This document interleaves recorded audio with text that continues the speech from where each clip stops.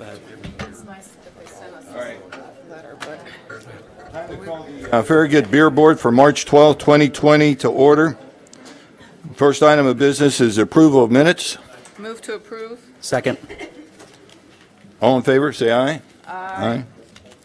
First item is beer permit request for, it's an approval of a Class 6 special occasion beer permit for Southern Tequila and Taco Festival, April 24th, 2020. Yes, sir. Their application is in order, and the motion is to approve the special occasion beer permit for the Remote Area Medical Southern Tequila and Taco Festival for April 24th of 2020. So moved. Second. All right, do we have a representative? Hi, I'm Don Mackey. I'm the Chief Financial Officer at Remote Area Medical, and this will be our 6th annual Southern Tequila and Taco Festival. The event has raised over $120,000 for Remote Area Medical. Last year alone, we saw 50,000 patients and utilized 20,000 volunteers, and these funds help us to continue our mission. We appreciate what you do. Let me ask you, in your application, you didn't specify the location. J.C. Penney parking lot. Yep, on Parkside Drive. You have plenty of room there. Yeah, it should be good. We're looking forward to it. Any other comments or questions by the board? I have none. No, sir. All in favor, say aye. Aye. Thank you very much. Congratulations. Good luck. All right, thank you. Next item is an approval of a Class 6 special occasion beer permit for Fido Fest, May 16th, 2020. Yes, sir. Their application is in order as well, and the motion is to approve the event for the Young Williams Animal Shelter Fido Fest, May 16th, 2020. So moved. Second. All right, do we have a representative? Step up to the podium, give us your name and home address.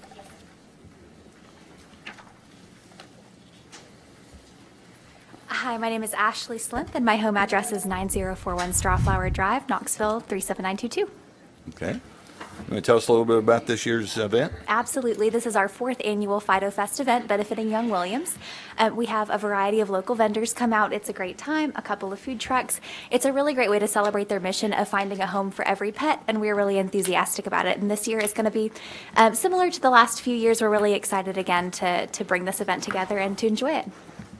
You're still in that same location where Charming Charlie's used to be? Yes, ma'am. Okay. All right, I know any other comments, questions?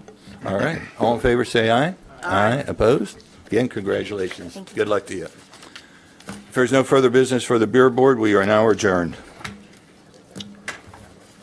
I forgot. That's not the beer board. Wait for you to hit your Yeah. handle.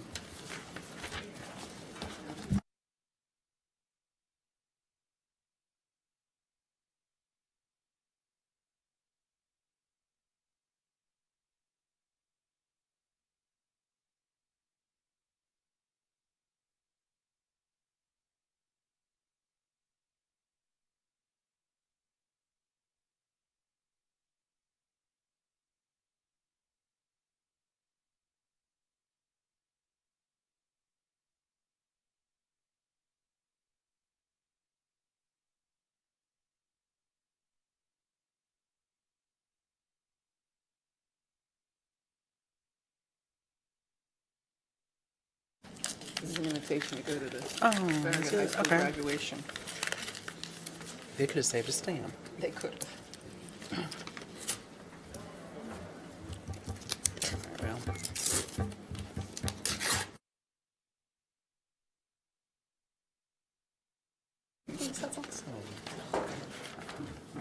you should do that. You should do that. It's awesome. Okay. I did read that. Good for you. Good for you. I love that. Send the last one out in style. A big kiss from now. It's awesome.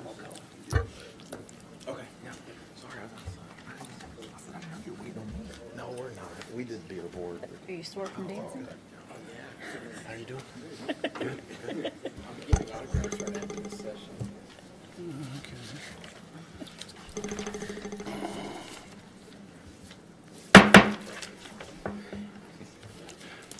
Time is approximately 7:02 p.m. and with a quorum, the March 12th Farragut Board of Mayor and Alderman meeting will come to order. And we will start tonight with a prayer by our Representative Jason Zachary, and they'll promptly be followed by the Pledge of Allegiance to our country's flag. Thank you, Mayor. Would you join me in prayer?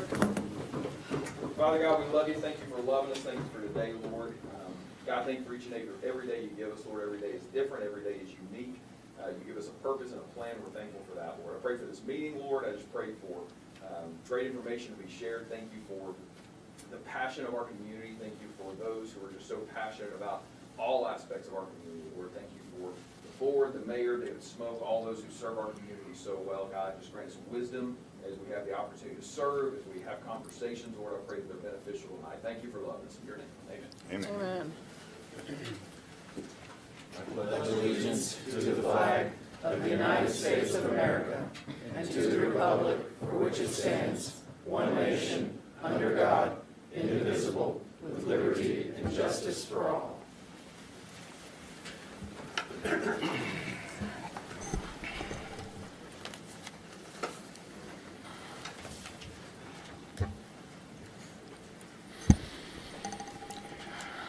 Okay, on the agenda, we have one ordinance and two business items for tonight. And on that, I'll ask for a motion to approve. Approval? Second. All in favor, vote by saying yes. Yes. Let the record show the motion to adopt the stated agenda has been approved. Okay, on the mayor's report, we'll start off with congratulations to Sue Stool and her staff for the 3 events that's been held in our community center.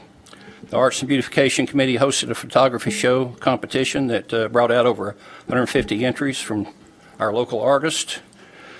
Our tourism coordinator and staff put together our first music event during a songwriter showcase. It was an enjoyable evening by everyone, with special thanks to Candace at Water to Wine for the great food and drink. Our complete staff gets kudos for the first Shamrock Ball to be held at our new location, and I think all 3 of them are great examples of the flexibility of our new event center. At this point, I will turn it over to the Vice Mayor Pavlin for her report. I just wanted to give a shout out to our Science Bowl team from Farragut High School. They won first place in their state competition. And our Mu Alpha Theta math team won their first place in their state competition. So kudos to all of them. We work really hard, and we've got some great things going on at Farragut High School. Okay, next, approval of minutes. We have 2 sets of minutes to approve tonight. And I'll start off with February 13th, 2020 minutes. Are there any changes? No, sir. None? Move to approve. Second? All in favor, vote by saying yes. Yes. Okay, next will be the minutes of the special called March 3rd, 2020 meeting minutes. Any changes to that? No, sir. None? Okay. To approve. Second? Yes. Let the record show that both the February 13th, 2020, the March 3rd, 2020 meeting minutes have been read and approved. Okay, ordinance, we have a public notice and second reading, ordinance 20-03, ordinance amending the capital investment program in the ADA capital projects budget for fiscal year 2019-2020 budget passed by ordinance 19-22. Yes, sir. There's just one change in this from the first reading, and it's no money changes, just a reallocation of the funds within the CIP. We're going to take the $650,000 that was for the Smith Road sidewalk and reallocate that for the Campbell Station Inn Phase 3 project, and everything else is the same. Okay. Just move to approve. Second? Just a quick question. That just means we're moving the Smith Road sidewalk to the next. Correct. budget We're year. just we're just reutilizing those funds in this fiscal year. We're just changing line items. Okay. Okay, we have a motion and a second on the floor. All in favor, vote by saying yes. Yes. Any noes? Let the record show ordinance 20-03 was approved on second reading with changes.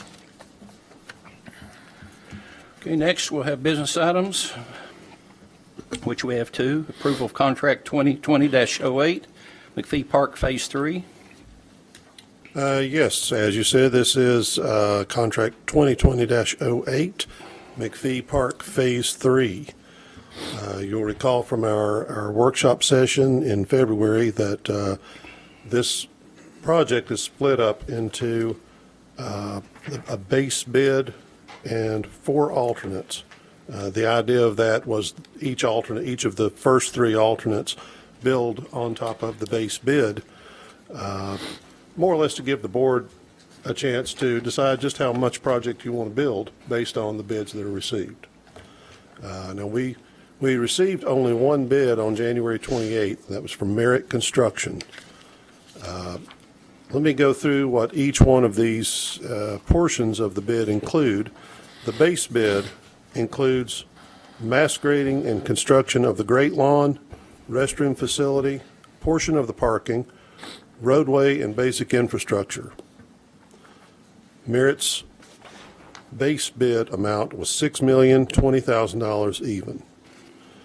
Alternate one includes a base bid plus construction of 2 tennis courts and additional parking. Merit's bid for alternate one was $699,500. Alternate two includes the base bid plus 4 tennis courts and all of the parking. Merit's bid for alternate two was $1,365,000. Alternate three includes the base bid plus 4 tennis courts, tennis pavilion, basketball court with the concrete hitting wall, and all the parking. Merit's bid for alternate three was $1,899,000. Alternate four was a separate alternate to include a revision of the landscape materials that would increase the tree size from 2-inch caliper to 4-inch caliper.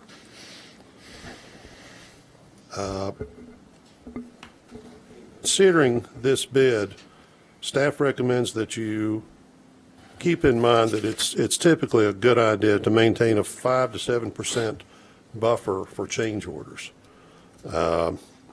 With that in mind, and given the budget that we have on hand, staff recommends approval of the base bid plus either alternate one or alternate two. Also, given the size of the project, there is a pretty reasonable likelihood of change orders. We'd ask that for the motion, that the motion include authorization for staff to approve change orders up to a cumulative total of $50,000. We did this on the Campbell Station Inn Phase 2 project. Typically, David Smoke would approve change orders up to $50,000 before we bring those to you for final approval. The idea is that if we approach that $50,000 limit, we would bring them to you, you would approve it, and then would reset our maximum to $50,000. So with all of that being said, staff recommends approval of the bid and award of contract 2020-12 to Merit, 2020-08 to Merit Construction to include the base bid and whichever alternate you prefer, and authorization for staff approval of change orders up to $50,000. I'd like to make a motion for approval of a bid award of contract 2020-12 to Merit Construction, Inc. to include base bid and alternate two, and authorization for staff approval of change orders up to $50,000. I'll second. Well, it's no surprise to you guys. I would feel more comfortable with alternate one. So that's where I would be more comfortable voting. Just having my say. That's part of the discussion.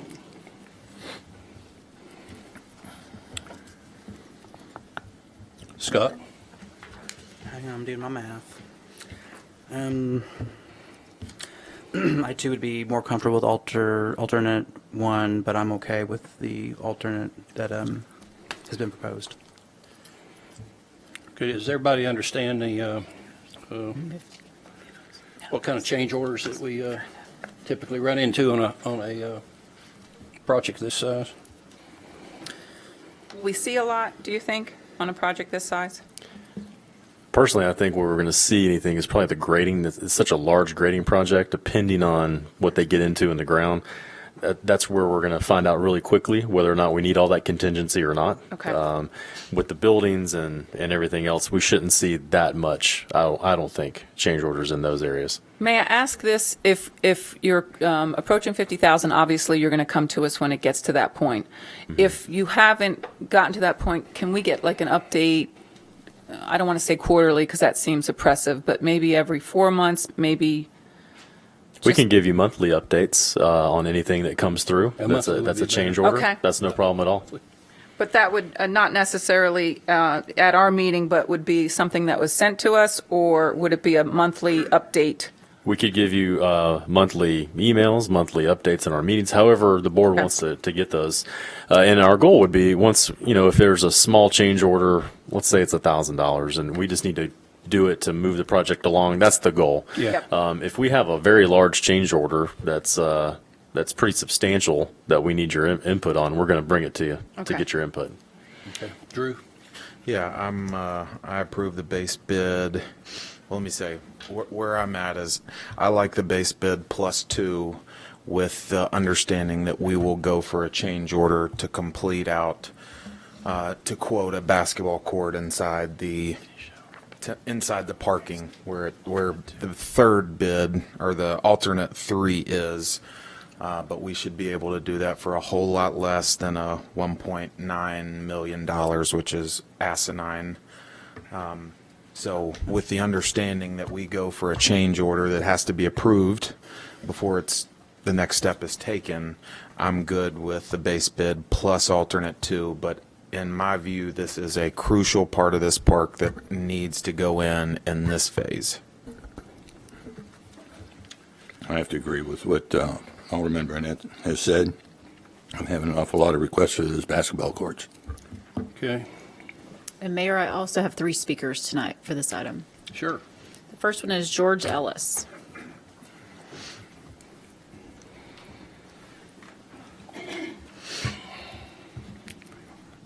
Well, good evening. My name is George Ellis. We're going to be moving into 12651 Brass Lantern. There's a couple of comments. First of all, I would like to open up with something positive. I've been on this side of the microphone, and we appreciate your thoughtfulness that goes into this kind of thing. The general public doesn't always realize how deep these things can go, and it can get a little bit frustrating when you know you can't change something, but everybody out here thinks you can. All right. Brass Lantern. I'm a little bit disappointed that it doesn't show Brass Lantern Lane on that map. I don't know why. It's been there a year and a half, but that's one thing. I also don't know why the tennis courts were placed where they were. Coming from a long-distance civil engineering background, probably topography, I suppose. But why they were put right next to the residence, I don't know. So, having said that, let's try and see how we can be working with some synergy here. If tennis is being played at night, what are the chances of having some decent lampshades that completely blacken everything off? That's question 1. Are there any trees available through grants or magical means? I don't know. But if we could have some additional trees put in place, that might help as well. We were all very much aware that this park was going to go in. Susan Stool, I went down and saw her. She was wonderful giving me the plans almost 6-8 months ago. She was very open about everything, and everybody in Brass Lantern knew this park was there, so we're not really fighting that. We're fighting the practicality of it and what we can do to be synergistic and where we can all get along. Future development on this map seems a little bit vague. We don't know what that means. Does it mean what's not yet revealed, or don't we know what's going to go in and where's the money going to come from to develop that?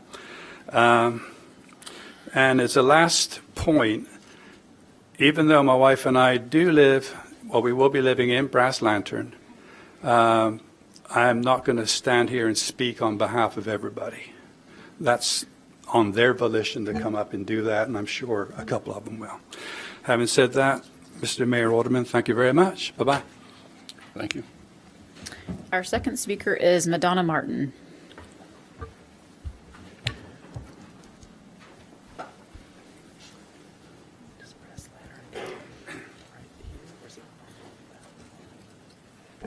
Hello, I'm Madonna Martin. I live at 12638 Brass Lantern Lane, and I came and talked to you several months ago, and like to go ahead and give you some further comments now that you're making the decision. I did send in an email. I don't know if you got it or not, so I'm just going to go through what I said in the email. I would recommend that you approve the base bid and alternate 4. I do not endorse you to approve alternates 1, 2, or 3. The reason for that is because I think the capital costs are too high. I think you're going to incur long-term maintenance requirements that would negatively impact your budget. And then you should also consider opportunity costs that preclude higher priority facilities and infrastructure needed in Farragut, and that would serve a greater number of residents. I'm also disappointed that you're still not including a dog park. I would like to throw that out there because that's something that would serve a great number of people in the Farragut area. There are some actions I would like for you all to address in the design to mitigate or eliminate the light pollution from vehicles that are going to be coming in and parking. That light is going to be shining right in my backyard. So not too happy about that. Also, the park's light fixtures, if you could do something about that. If you're going to approve tennis or basketball activities, I would like to see some mitigation or elimination of the noise impacts associated with those. I would encourage you to provide a generous density and depth for year-round vegetative buffer on the northern boundary of the park. Also, I would suggest that you incorporate some security measures on the northern boundary of the park. Okay, thank you. Ma'am. Our final speaker for this item is Susan Gartenberg.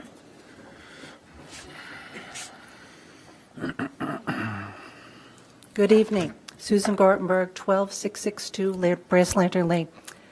I'm a transplant from New Jersey, New York area, so you'll have to excuse the fact that I'm not familiar with the genesis of this project and how it came about. I was concerned. I was living on Brass Lantern Lane, I was very excited about the tennis courts. I'm an avid tennis player. I was looking forward to learning how to play pickleball.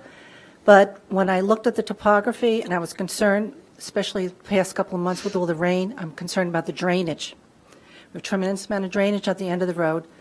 And putting up all these impervious structures, the cost of maintaining it and keeping it up. What type of tennis courts are you going to use? It's going to be clay? Probably not, probably hard surface. Yeah. And maintaining tennis courts is expensive. And also, I just learned that they have tennis, pickleball at the community center. I wasn't aware of that because I just moved in 2 months ago. What type of surveys did you do as to find out how many people are going to be playing on these courts? And coming from New Jersey, New York area, there have been fights at tennis courts over playing. You sign up, where are you going to sign up?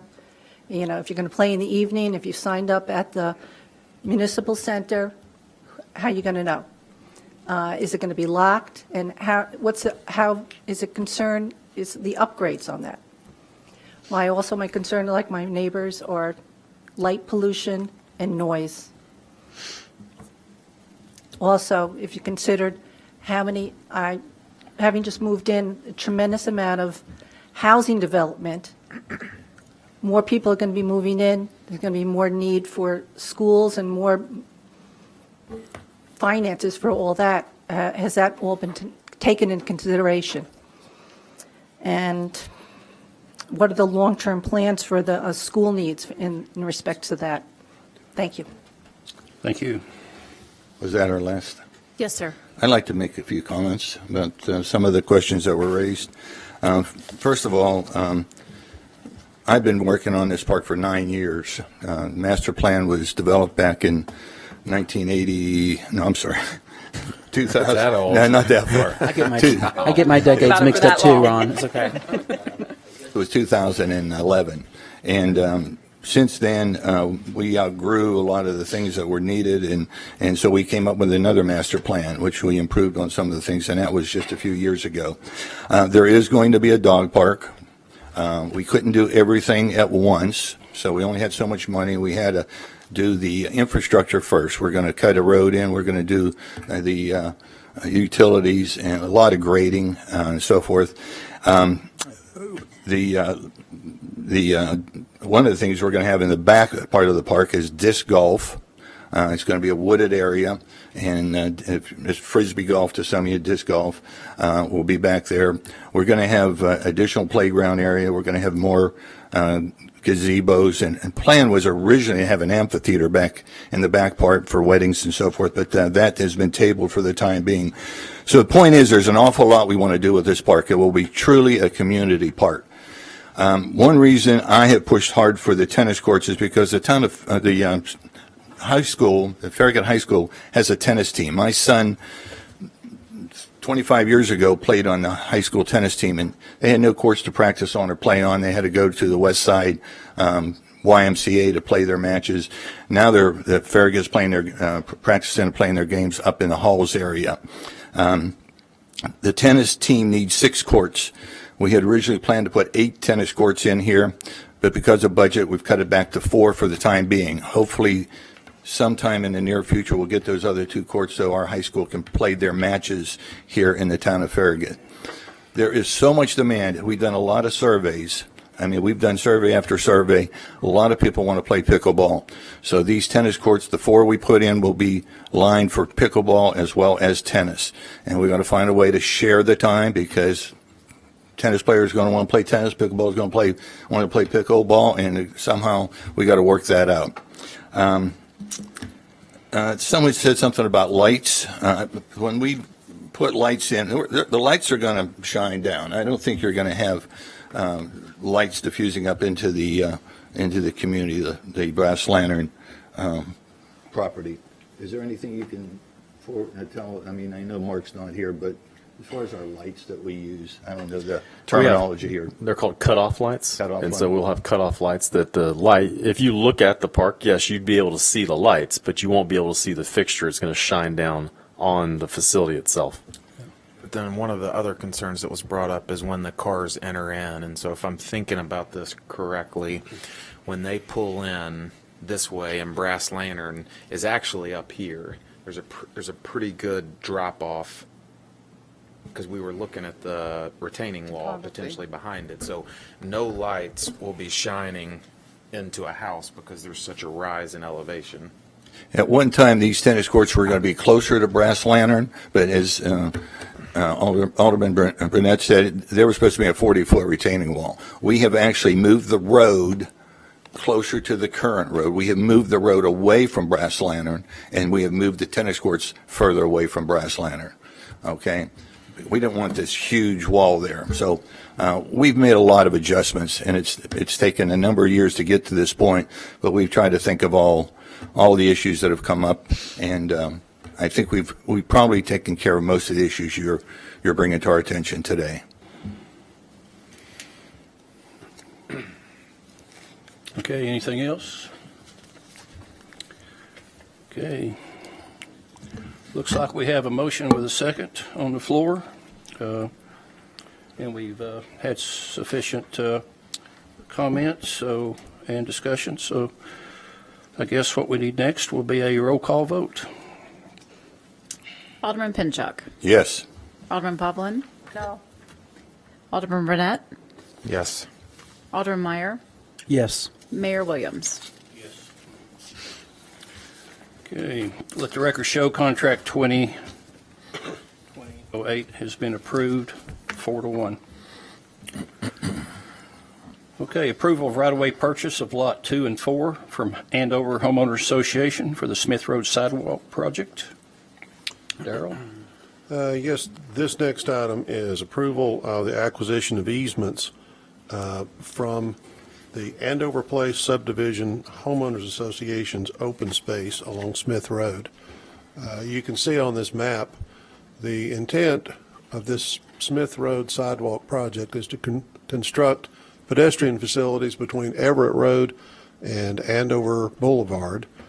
We'll connect our greenway on Everett Road with the sidewalk already on Smith Road.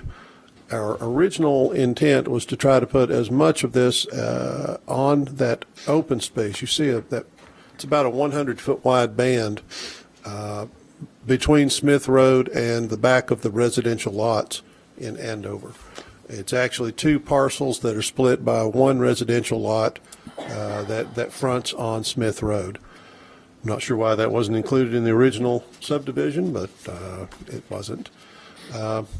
Either way, on the western tract, it is very challenging topographically, so we're going to have to go with just 5-foot concrete sidewalk with curb and gutter all the way up to or through the lot that separates Tract 2 and Tract 4. Once we go around that property, moving to the east, this will become a 5-foot sidewalk that separates from Smith Road and goes through that open space band all the way up to Andover Place. The two tracts require, Tract 2, which is the western tract, requires 8,819 square feet of slope easement and 7,622 square feet of construction easement. Tract 4, which is the eastern tract, requires 16,036 square feet of trail easement, 435 square feet of slope easement, and 6,782 square feet of temporary construction easement. The Andover Place Homeowners Association has agreed to accept $7,500 for easements on Tract 2 and $22,500 for easements on Tract 4, for a total of $30,000.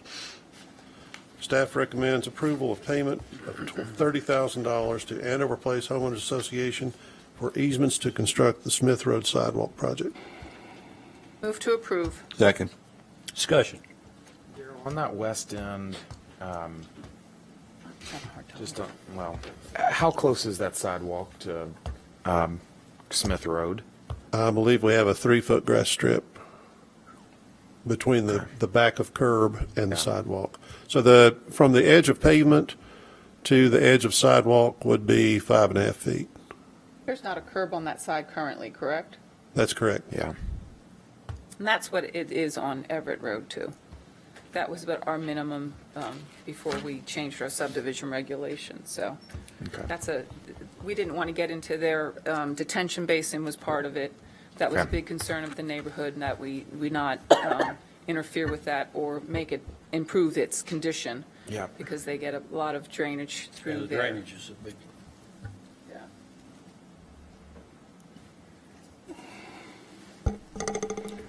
This was a lot of Work with the Andover HOA to come up with a solution that worked for them. Really, it's an asset for them, but we wanted to make sure that we were taking care of the property that they have. So the frontage in front of their neighborhood where you enter, that's a natural place to be. We don't have to take out the trees. If we had stayed in our right-of-way, we would have had to take out all those trees.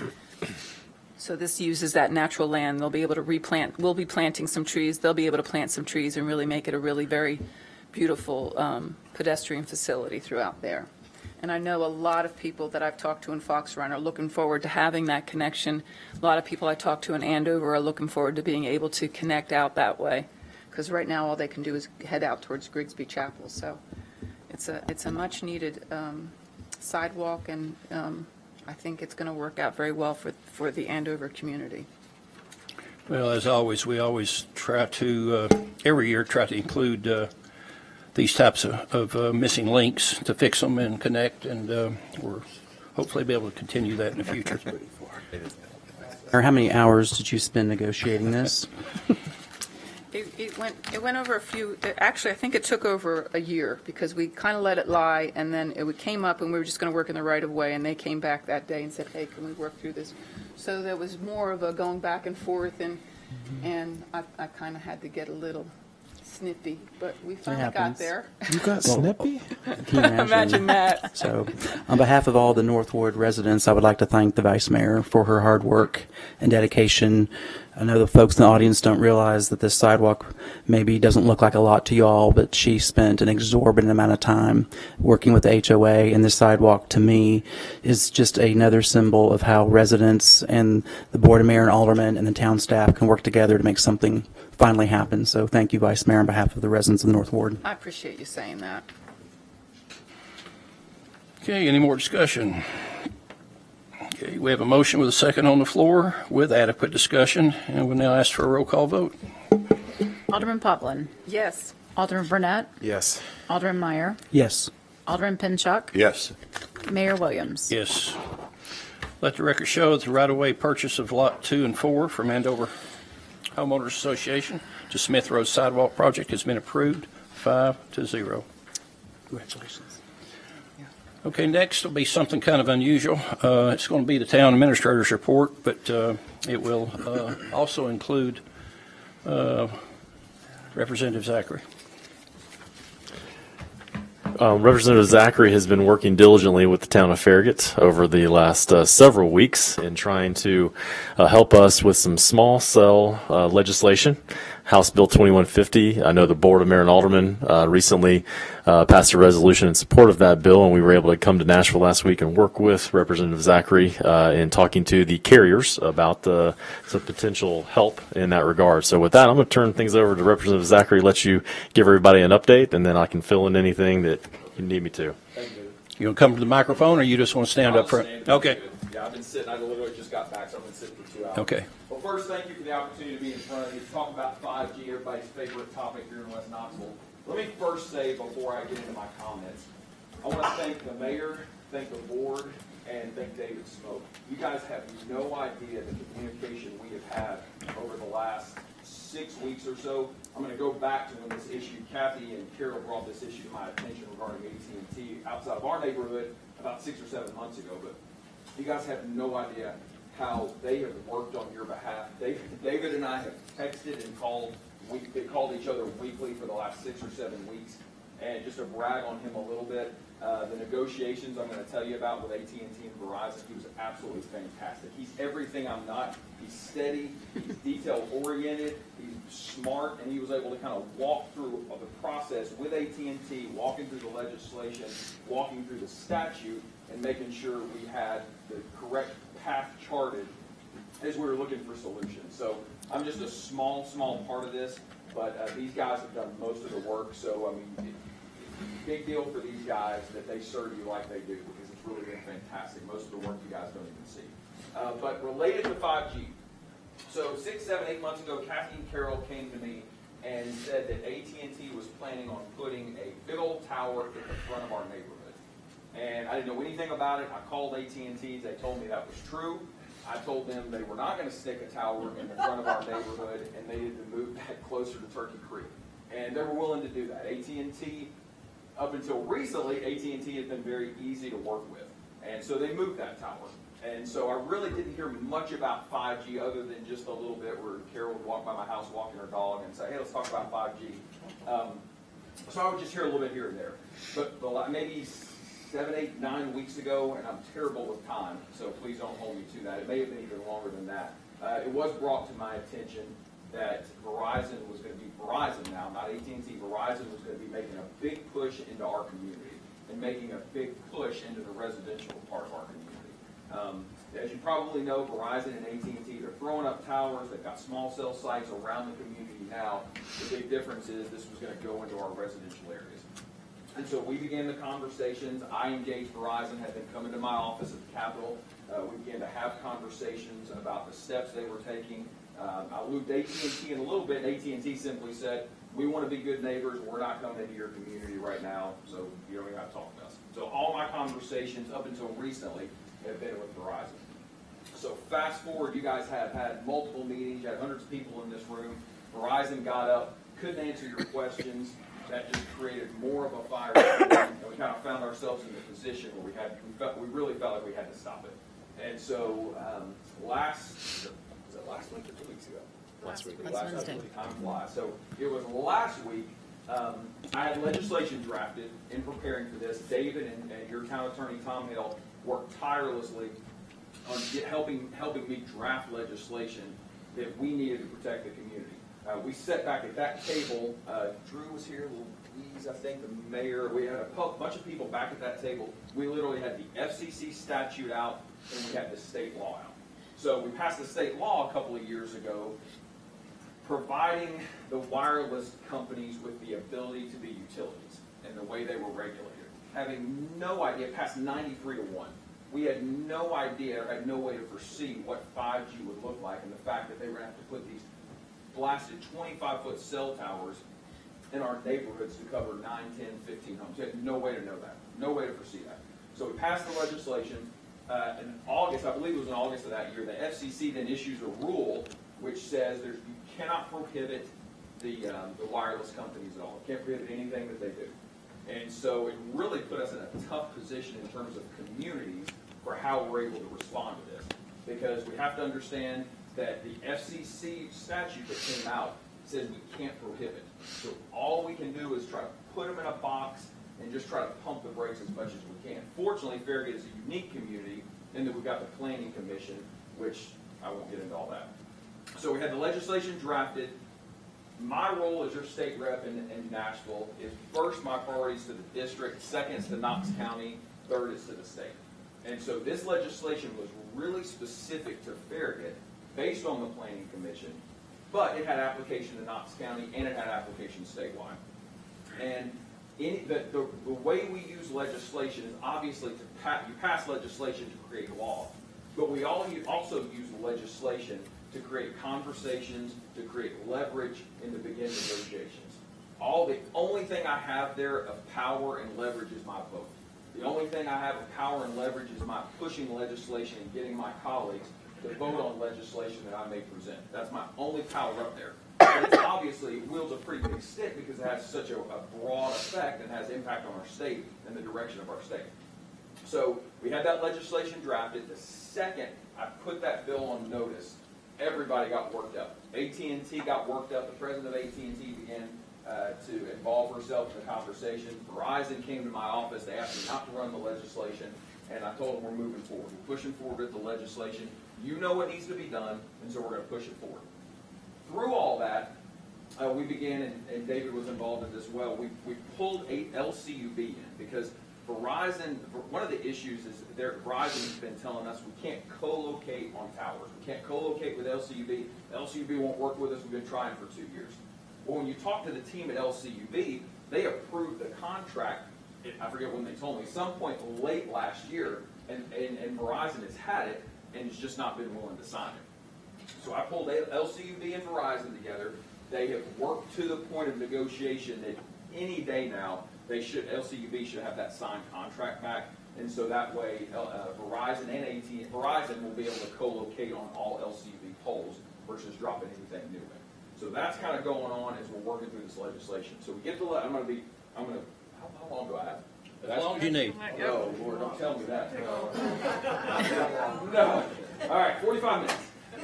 So as we're working, as I draft this legislation, we start working through the process. AT&T is a powerful, powerful lobbying group. Powerful, probably one of the most powerful in the state. They began to go to the committee and work the committee to work against the bill. That's how it happens, whether it's LCUB, whether it's whomever it is, they begin to work against the bill. So I'm working my colleagues. I think I've got my commitments, and I have one. I'm up by one in the ability to pass this legislation. I've got one vote more than needed to pass this legislation. And so as we get to the day of the vote, my yes vote is the representative from Lebanon. He calls me that morning and he says, "Man, there's no way I can get there. They've opened a triage.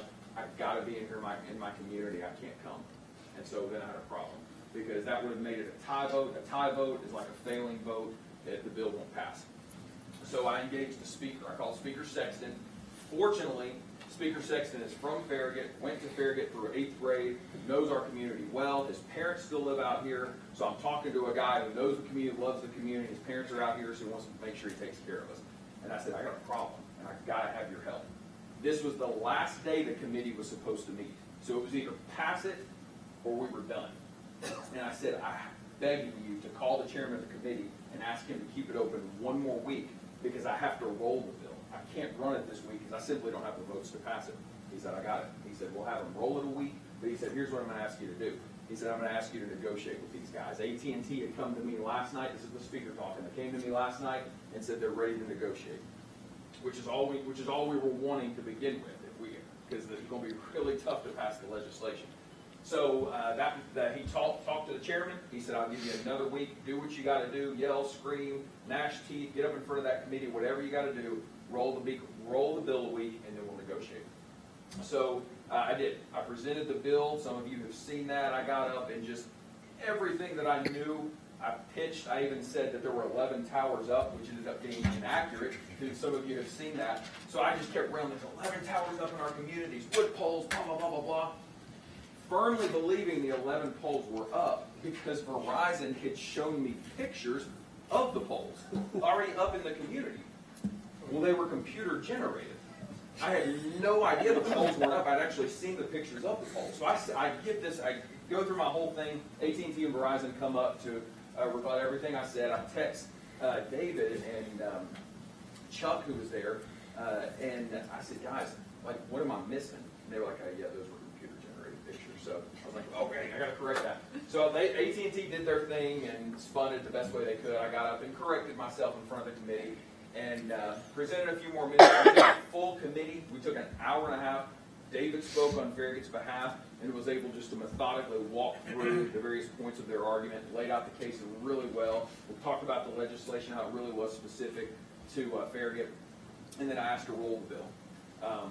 We go out in the hallway. We have some really, really tense words. We go up to my office, we go up to my office, then 45 minutes later, smoke alarm goes off. We have to evacuate the building, which I'm like, oh, Lord, are you kidding me?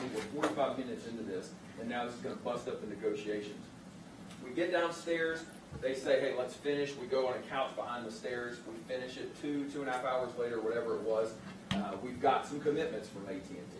And so AT&T walked David through what the Farragut aesthetics plan needs to look like. Because that's a big piece of this. I know some of you are going to say, well, we want more than that.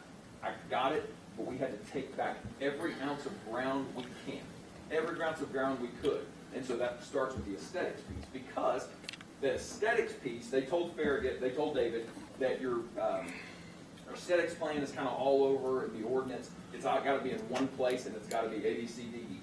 So literally the president of AT&T is walking him through exactly what it needs to look like so that can be put in place. So I went ahead and called Knox County. I called Knoxville and said, listen, this is what you have to have in place to protect all of Knox County, to protect Knoxville.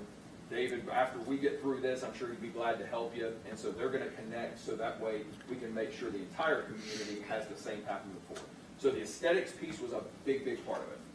We talked about height because we have these massive TVA towers over Grigsby Chapel Way or that way. There was some concern about height. AT&T agreed to something in writing saying, listen, we will put in writing, we won't go over this, this, and this. David could mention more about those details. There was a conversation about the contractors. They admitted there's some serious issues with the contractors and the representation that they sent to one of these meetings where they had 3 guys up here that probably didn't know their own names. They couldn't answer anything. And so that was a real issue.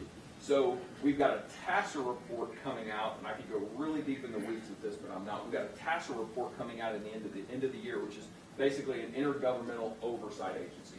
They're going to issue a report about everything that's wrong with the legislation that we passed, and the carriers are going to get that and be able to, and they're going to be required to make adjustments based on that TASER report, is my understanding. And so we talked about height, then we talked about the co-location piece. We talked about the contractors. We went all through it, and they were very, very agreeable, because they didn't want me to run the legislation. They didn't want it codified in state code. They did not want us to run the legislation. And so the agreement was, we'll do all these things.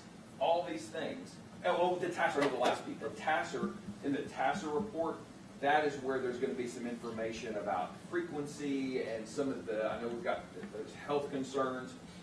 Most of the emails I've got have not include the health concerns, because most people know that's not something we can win on right now. This is really about phase one. Phase one was about the pieces that we know we could go after and win, that were not so subjective. And so the TASA report will include some of that at the end of the year. And then hopefully the Ninth Circuit case in California, that would rule, that hopefully that ruling would be favorable to us, and there's a couple other lawsuits in place. But the TASA report will include that piece. That was the one piece I was forgetting. So AT&T and Verizon committed, we'll do this, this, and this. Farragut was going to send information. I haven't even talked to David about if they had done that, and they were going to kind of work through the rest of the issues. But the aesthetics plan, basically what it'll do, they will have some leeway in terms of placement. Like David asked for the 11 that are in place. Hey, can you move it across the street? Can you move it 5 feet this way? Can you do this? We'll move away from the wooden poles. Can we put it on a light pole? All those things are part of the aesthetics plan.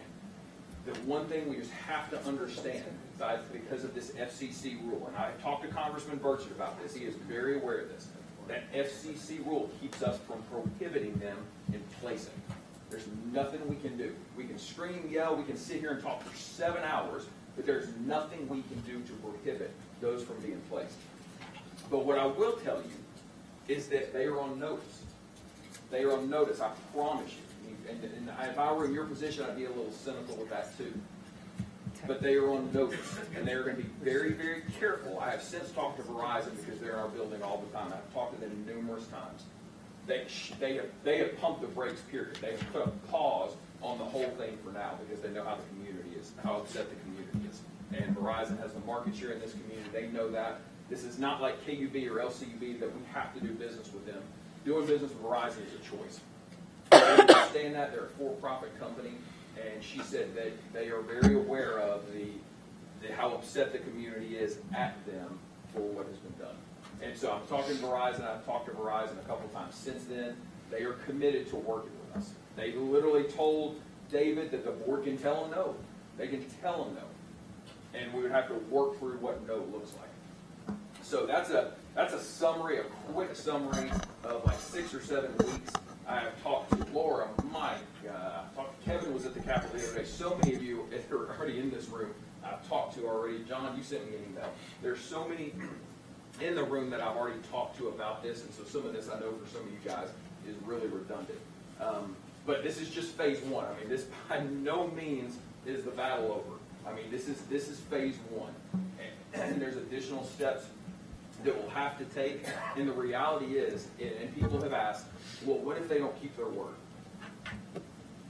Whether it's in the Capitol in Nashville or whether it's the Capitol in Washington, if you do not keep your word, you're done. You're done. I mean, that is still the one place that we have that if you tell somebody something, that's it. And if you don't do it, if you go against your word, you're done. You're done. So the agreement is, a tentative verbal agreement is that Verizon, they're going to put these on top of the LCP poles and work that contract that you previously mentioned with them at this point. That's Once that contract's in place, yes. That piece of it, where those poles are available. Anything else, I got to come before these guys.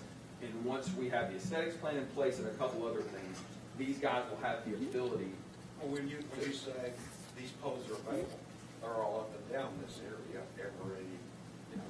just about every subdivision except the code has the parts of Sweet Rock has the overbrow, all up and down Simon Road, Trace, all the way in here to a couple of those other subdivisions.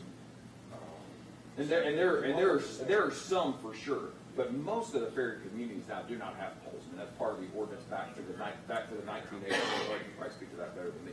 But yeah, like Village Green, the ones that you mentioned, there's just a couple, and so that remains to be sure. I mean that remains to be seen. But what we work to do is empower these guys, and AT&T and Verizon provided the counsel of how to be able to do that within the state legislation. And again, the FCC rule says we can't prohibit. So there's limitations into what they can say no to, but I'd encourage them just to be as aggressive as possible.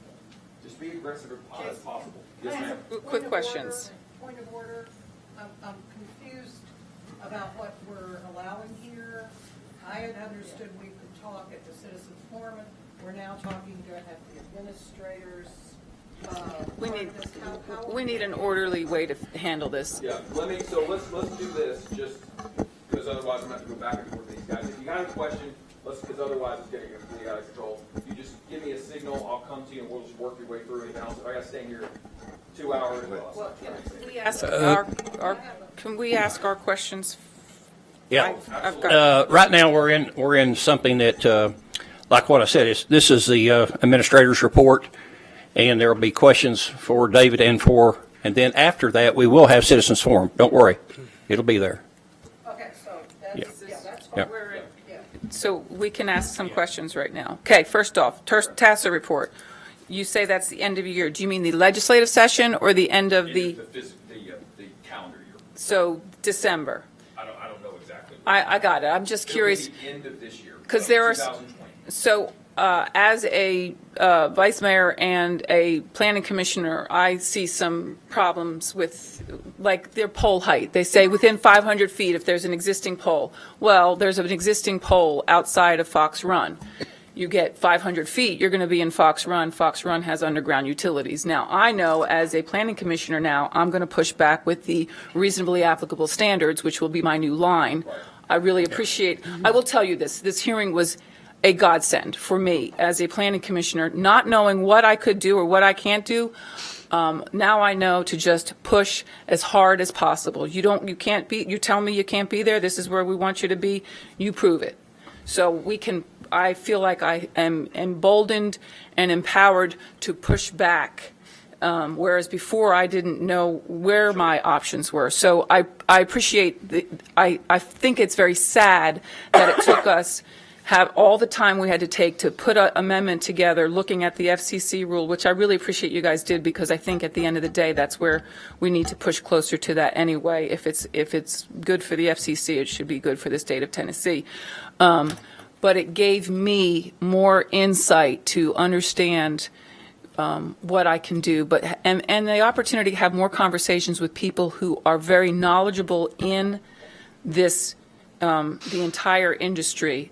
I think we need our own specialist, somebody who is very knowledgeable of the industry nationwide, who understands all the contractors, understands what is available to us when we're developing this aesthetic plan. We need to understand what's available to us, because even the stuff they show us with the light and the antennas on the top, that's not attractive to me either. So I would like to find something that's as stealth as possible, that people walk by it and they don't even know that it's an antenna. And I think those assets are out there. But there's also assets to prepare ourselves for the future when it goes to 6G and 7G and 8G or whatever we're going to have. Are we preparing ourselves with what can go under the ground? Future-proofing is what they call it.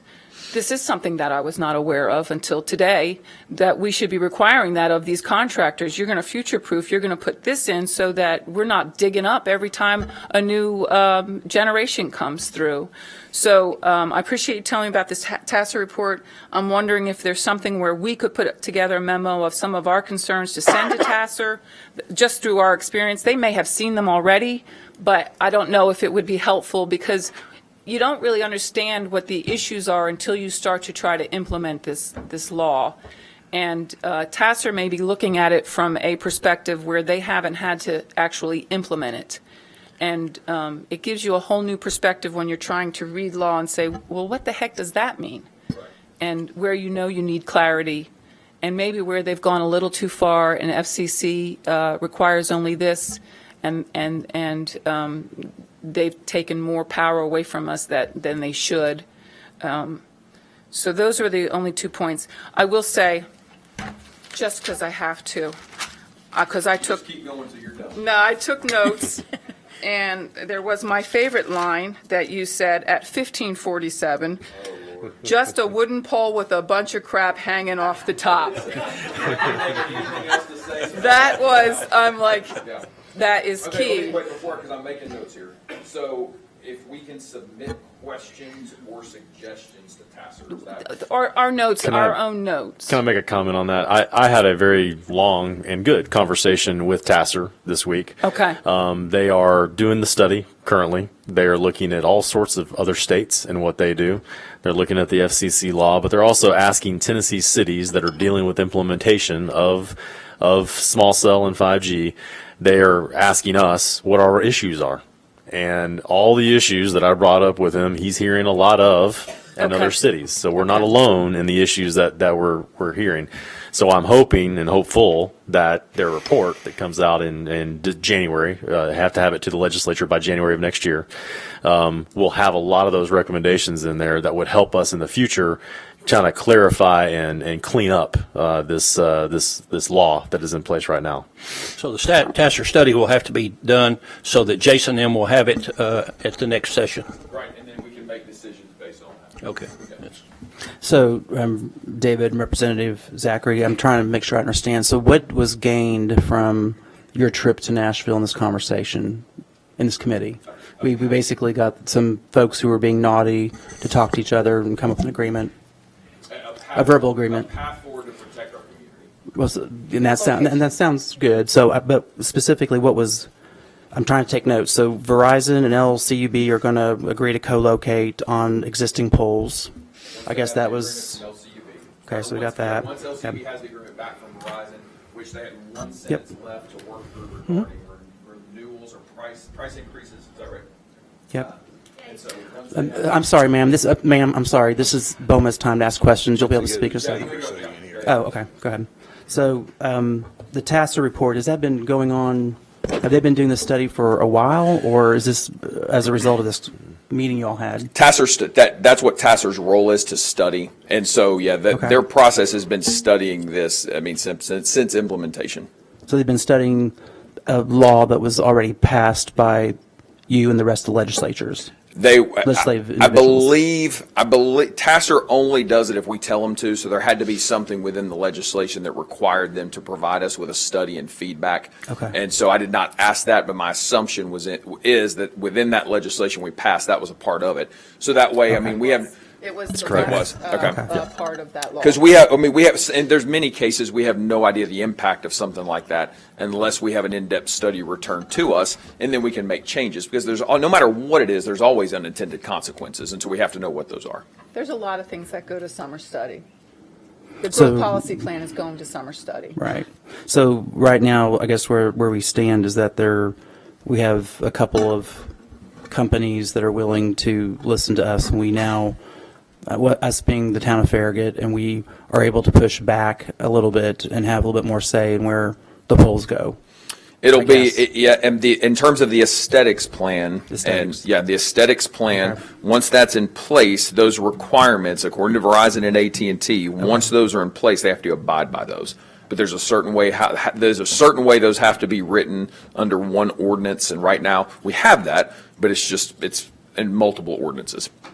You made a comment that we can't win on, I think I heard you say this, you correct me if I'm wrong, that we can't win on health concerns or something to that fashion. Is that correct? Right. So can you expand on that more? Yeah, right now, in terms of the safety issue, and I'm just going to be really, really transparent, and Kevin, you and I talked about this. Carol, you and I talked about it. I mean, right now, if you bring up the safety issues of 5G, the trees that have died that's on the YouTube video, the trees that have died beside the 5G, the health concerns, whatever, I mean, you are looked at as the tinfoil hat guy, and that's just the reality. And so in order to begin to win and take the steps we can and gain back every ground, you got to fight on the ground that you know you can win. And right now, we simply can't win on that ground. We have to have some conclusive studies, which I hope Tasser's report will include some aspect of that, so that way we've got something concrete to stand on. Issues though, so to have some conclusive studies. I don't know if anybody here in Farragut wants to do this, but you have to volunteer to raise your children next to these poles for 20 years, and then we in a control group, and then we get to go back and see, did they grow 4 heads? So that's the issue. There is a health issue with these poles, with the radiation. And so- Scott, don't so- misunderstand. I'm not saying, and Right. please make sure you're not putting words in my mouth. Okay. I'm not going to talk about the health issue and say there is or there isn't, because I've got concerns about it. So I'm not saying let's throw antennas up in Farragut next to my house and let's study them. Of course, that's not how we're going to study whether an antenna goes up and how it has an impact on the people that we all represent. That by no means was my inference. Right. I said we have to fight the battle we know we can win right now. That's right now. And I would argue that there's medical evidence that would show there are issues with the radiation coming from these poles. Well, Scott, that's, so I will, and I understand. I understand I'm sorry, this is that. my meeting, sir. No, I'm sorry. Let me finish my comment. Finish What your I'm comment. saying is that I don't want us to throw in the towel at all at maybe investigating some public health issues from the radiation that comes from these poles. And I don't think I wear a tin hat. I'm sorry, but I don't. I wear a lot of hats, but that's not one of them. And so what I'm trying to figure out is, where do we go with, you said get some conclusive evidence. Conclusive evidence is through a medical study. A medical study has to have a control group. So I don't know how we're going to get a control group to volunteer to raise their children next to poles that show that spewed out radiation for 20 years and find out whether there's something wrong with the kids or not. So, any suggestions? Mayor, 1 second. The final comment I'm going to make, because I said it there, this is phase one. I didn't say we were done. So if you'd have listened to my comments. I listened to what you said. Okay. Well, then you heard me say that of course there's health concerns, but we have to fight the battle we can fight right now. And right now in March of 2020, this is the battle we fight to win. This is where we can win. We cannot win on the health issue right now in March of 2020. That may change in August of 2020. Man, I hope it does. August of 2020, is that when the TASA reports? That's just an arbitrary date I pulled out. It may change based on a study, based on the suit in California. This is phase one, and I said it in my comments. This is phase one. And don't dismiss the fact, I'm not saying the health issue is not a concern. It's a concern for me. I don't want one outside of my house. But that will come as we gather more information, as we get a TASA report and we have more conclusive studies. And again, we're not saying a study is put an antenna in front of somebody's house and study it for 20 years. Then help me understand what a study is going to be.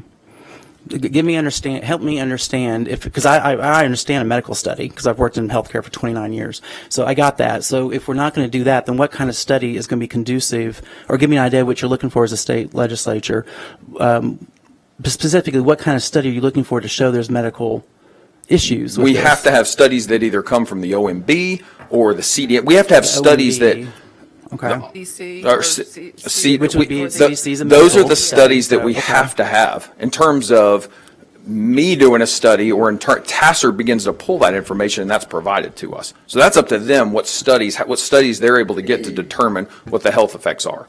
This is not going to come from the state legislature. It's going to come No. from the federal government. Correct. The federal government has a Telecommunications Act of 1996. The state, 47 U.S.C. 32 C7 4. No state or local government or instrumentality thereof may regulate the placement, construction, and modification of personal wireless service facilities on the basis of the environmental effects of radio frequency emissions to the extent that such facilities comply with the Commission's regulations concerning such emissions. I don't have to like that. I don't like that. But that is the rule, that is the law of the land. I get that. So I guess our goal is to try to live within this law. I mean, Well, The federal government does not have a constitutional right to even deal with this issue. Well, they say, the federal government says through their law that this is what we have to abide by. I took an oath, when I became an alderman, I took an oath to obey the laws and the Constitution of the United States. The laws, this is a law, and so we don't have the wherewithal to take this on. We do not. As a town, we don't have the money to take this on. And Mayor, did you have a perhaps question? that's where it belongs. Perhaps that's where it belongs. I think really, at this point, Jason's got a good point. We need to fight the battle that's in front of us right now. The health issue is something that's going to take a bigger stage than this planning commission or this board can handle. And it'll be there. The TASER report is the first step in Tennessee. And they do these kind of studies all the time. We've got one going on also with the growth policy. We don't want that to be deep sixed, and that's what they're wanting to do, is to get rid of it, which would put a higher density in our town, in our area. These kind of TASER reports are very important to guide our legislatures on what to do next. And Scott, to your point, we have to wait till that comes out. Okay. And then what will be folded in with that is what's going on in California and Maryland and other areas. Okay. As you get all this going, then there's a chance that the next battle will be that battle. Will be the and health that's at the that one time. that we'll fight then, not now. So that would be the health battle. Okay.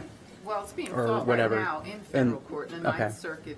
Ninth Say, isn't that part of that? Montgomery County okay. sued the FCC Okay. to update their radio frequency guidelines, and that's sitting in the Ninth Circuit Court. Hopefully, we'll hear from that soon. And that's the place it needs to be, because that's where this fight is. It's at the federal level as far as getting them to update their guidelines and understand what are the health risks. So again, right now, I guess we're fighting our battle. The battle in front of us is to work within the confines of the federal law, which is basically we can't stop them, but we can make it difficult. We can be sassy. We can push back as much as we possibly can in the hopes that they will place the polls in a place, I guess, that's reasonable to the community, right? Is that? Well, that fits our aesthetics plan. That can co-locate Okay. when possible, but we got to make sure and not be sassy towards that guy. That's the guy that's out fighting for us. And I do appreciate that. Thank you I for know, your, but for your we hard can't work. show him sass. He does not deserve the sass. I'm not being sassy, You are Drew. being I overly represent the sassy. people out here, and I'm trying to understand when Yeah, we but say that's we can. not when we who say, you need to point when it I'm, at, Scott. I'm sorry. And I Actually, was I'm not talking before sorry. you started talking. Go ahead, Drew. You don't need to point anger and frustration I'm not at angry at him him. on something he has absolutely no control over. I'm not going to bring up anything My else, but you don't question need was to point simply that at him. my and it question was un- simply to ask about the health issues, which are extraordinarily, I think, obvious. And so, and if and what I heard was, and I'm not trying. Maybe let me rephrase what I heard. That's a battle we can't win on. And maybe what I'm learning now is that in the state fight, that's not going to be something we're going to be able to win on, I guess. Right? Is that No, right now? I'll say one more time, So Scott. clarify it for me. It is not definitive. I never once said it's not a battle we can win on. It's a battle we Can't win can't on. win right now. Right now. Right now. Okay. Right now. In March of 2020, right now. Okay. It could change It could change next week if that ruling comes down. It could change From 2 the months from from the now. Ninth Circuit. Right. Okay. But it's not going to be something the state right now can win on. Correct. But if that wins, Okay. that's a Game leg changer. for us to stand on, to go back to the Well, state. yeah. Oh, it's a and say, complete game absolutely. changer. We need Right. a pause. Completely. Okay. Yeah. Okay. All right. Do we want to take some questions? Well, Mayor, please, you- what are Well, we gonna do? I think they should come up and follow the protocol and assist Well, us is along. the board finished with talking with Mr. Zachary? Yes, thank you. Okay, now let's move into the next portion of the meeting, which will be citizens forum. I think you've got people signed up to speak. Our first one is Carol Christofferson. Okay, and I hope everyone has their questions ready. And please state your name and address, and you'll have 5 minutes. They're right up front. Can you hear me? Carol Christofferson, 11320 Gates Mill Drive, Farragut.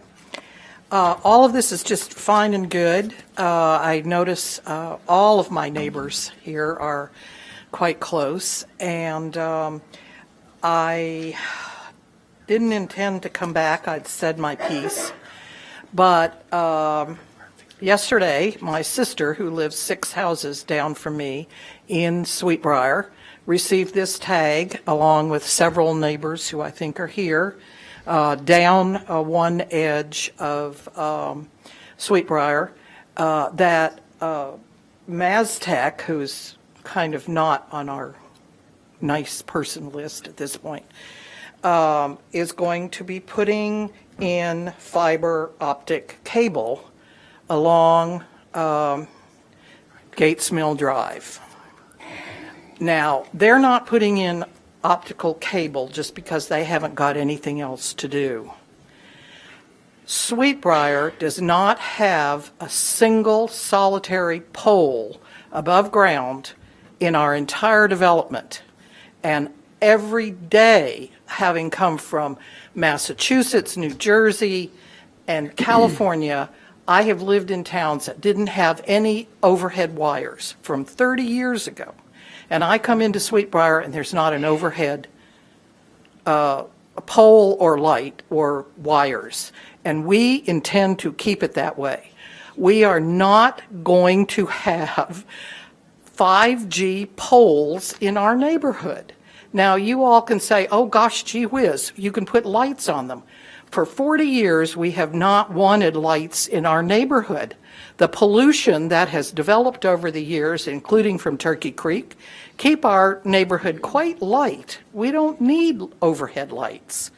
And for the people who have the overhead lights from LCUB, over time, we want those to go underground. We don't want to be looking at these lights anymore. And not only are we not going to have that happen, but we're having these hideous, and I mean there is no other way to describe what those, the material for those 5G are. We're going backwards. They're the clunkiest, poorest excuse for technology I have heard in a long time. People don't need 5G in the Sweetbriar neighborhood. You can have it in your hospitals, you can have it at your munitions plants, you can have it at your car manufacturing places. Our little community does not need 5G, and we do not want the poles in our neighborhood. And they are on the map, and Verizon, I don't care what you say, you can talk all you want, they're getting ready to put the fiber underground. One final thing. I believe that this community has an extraordinary relationship with its town administration and board and planning commission. And I am so grateful that we can work together. This whole thing got started because the community started screaming about it. And you all picked up on it, and you really are working hard to help us. And we're not angry with you. We're not angry with Jason, our state legislator. We are angry about being treated as if we don't matter. And I'm an American citizen, and I don't like being treated the way Verizon is treating me. Thank you, Carol. Our next speaker is John Hoffman.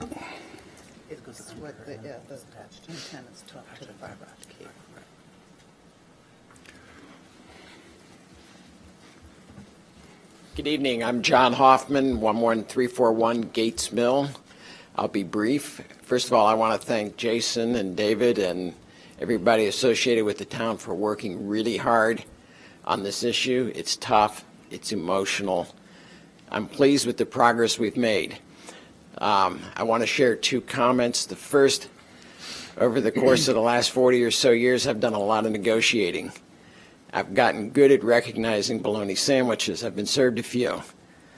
One of the two representatives that, Jason, you were dealing with was selling a lot of bologna last week.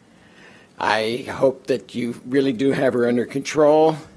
I hope that the word, as Jason talked about it, is sacrosanct, and that you give your word, you keep your word, or you're toast.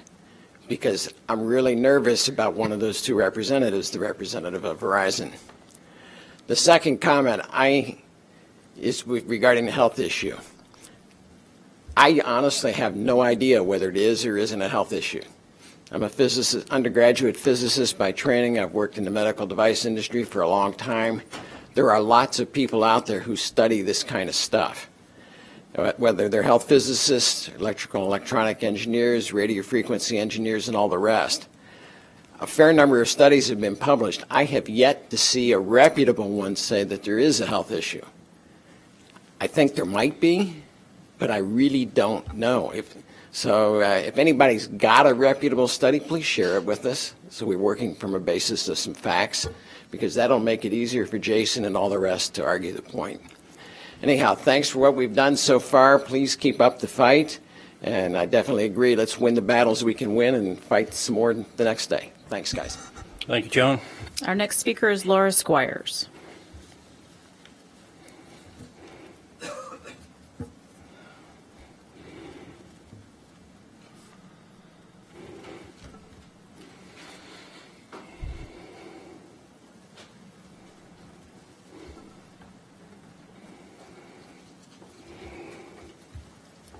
Hello, thank you for letting me address the board, and Jason, thank you for everything you have done.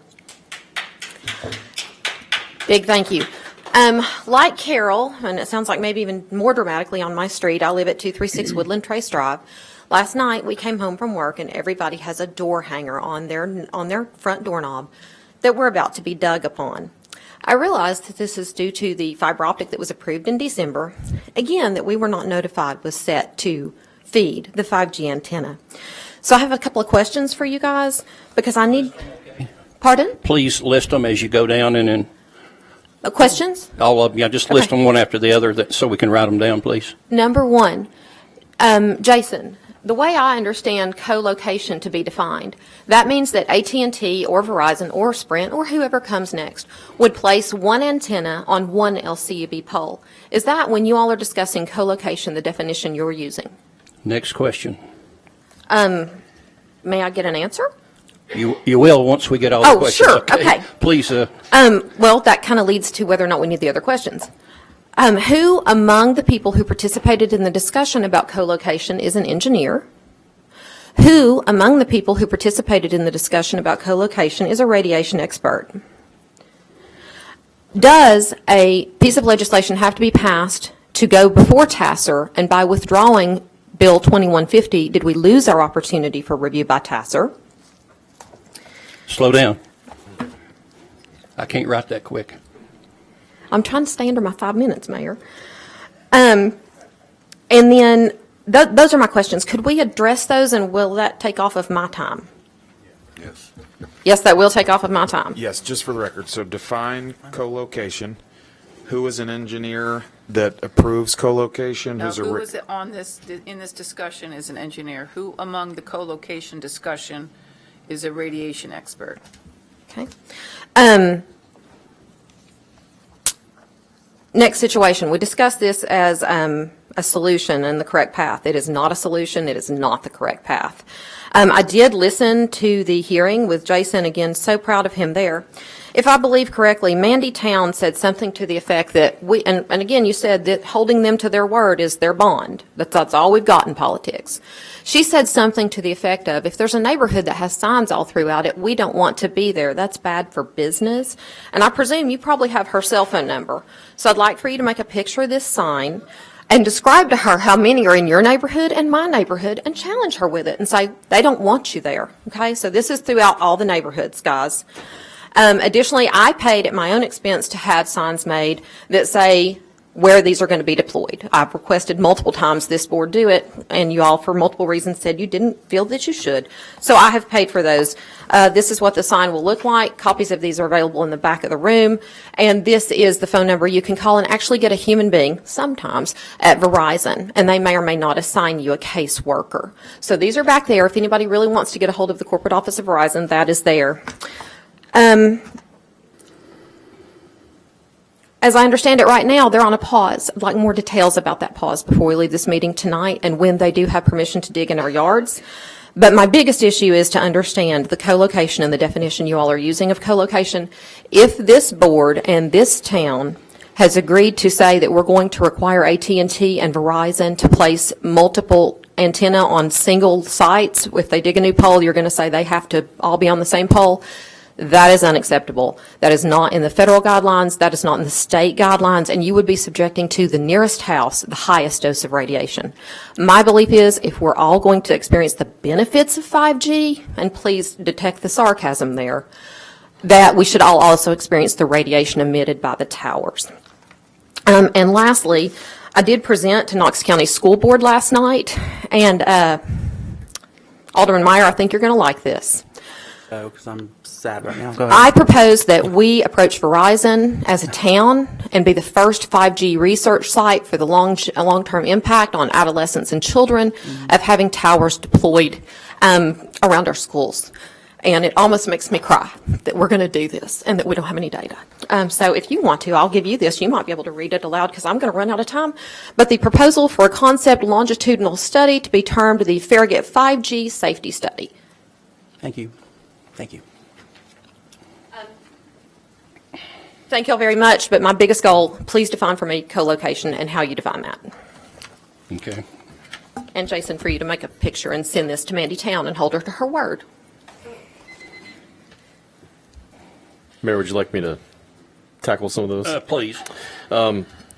First off, I can tell you from where I was seated last week at that hearing, all of the AT&T and Verizon reps had your Google Earth pictures shown of your front yards with 5G things in them. So they got a very good sense that the Sweetbriar neighborhood and all your neighborhoods up there are not interested in their 5G network. Co-location for us means you could put at least one, preferably two, small cell units on the same pole. Right now in Farragut, we've got around 3,000 PSS poles throughout the town. PSS means it's Possible. a possible. Now you're making me get. I know you've got it there. Go ahead and say support structure. Possible support structure, which is a pole, some kind of something that you can attach a small cell to. Potential support structure. So with those, there are varying heights for those throughout the commercial and residential neighborhoods that they can be. And so that our goal would be to have less poles throughout the town. But if they attach just to the ones we have now, they can locate a structure every 245 feet. So that's 3 carriers right now in the community. AT&T, Verizon, and Sprint could possibly share amongst all of those. Of course, there's still going to be some poles that they're going to have to put up in areas that do not have poles in them, and I know that's something that they're going to certainly come to us in the future. So that's what co-location is. There were no engineers, there were no radiation experts, there were no anybody that has any scientific background in those discussions. And then TASER is going to do this review no matter what, because the state law, the last chapter of the law, I believe it's 411, talks about the study being done by January of next year. So that is by law, they have to do that. And they will have that to the state legislature and to the House for the House and Senate both at that time. Pause for fiber. So I don't know what Verizon's future holds, but we did just this week approve their phasing for the fiber. So that's why you're seeing the tickets on your doors, is they were already approved for fiber, and finally they got enough site plan, enough specifics to us for us to issue a permit for those fiber runs. And so at some point in the next few weeks, I'm sure, you're going to see crews out there doing borings to run the fiber through the areas that were approved. If they were not approved, and you know where those areas are, then let us know, and we will go out there and make sure that they can't put fiber in areas that were not approved. But any area that were approved, they can now run fiber in the rights-of-way only. May I interrupt? Sweetbriar was not included in anything you all approved. So why are they running fiber? For fiber, they were approved back, I believe, December. late last year. Mm-hmm. I was at those meetings. Sweetbriar was not included. That map was approved, and I never saw a map. It was the whole town. It was a map of the whole town. Nobody has ever seen it. That's one of our problems. We have never seen anything concrete. The fiber was approved by the Planning Commission, and they've had several different phases of fiber that have come to the Planning Commission throughout the town over this past year. Mastech was here. There was about 3 of those gentlemen that went over. if you go to the December agenda for the MPC, the 8th agenda item, I've emailed it to a few people, the link. You have to scroll down to the 8th item, and it's a map that shows where the cable is going. They don't have, that's separate from towers. Separate. The towers have, the poles have not been permitted.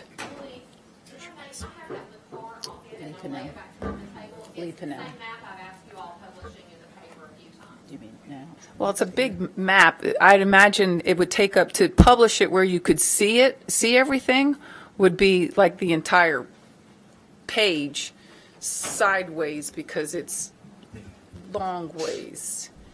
It's. Does Verizon think we all just fell off a Turner truck? They're spending lots of money running this fiber. Okay, Carol, we're using public forum. I know you have questions, but do we have other people that have signed Our, up to tell our us? next speaker is Lee Pinnell. Are we finished with Yeah. her answers? May I just ask one quick thing and follow up? Nobody on that decision-making team was an engineer, nobody was a radiation expert. I beg of all of you. That's what David said.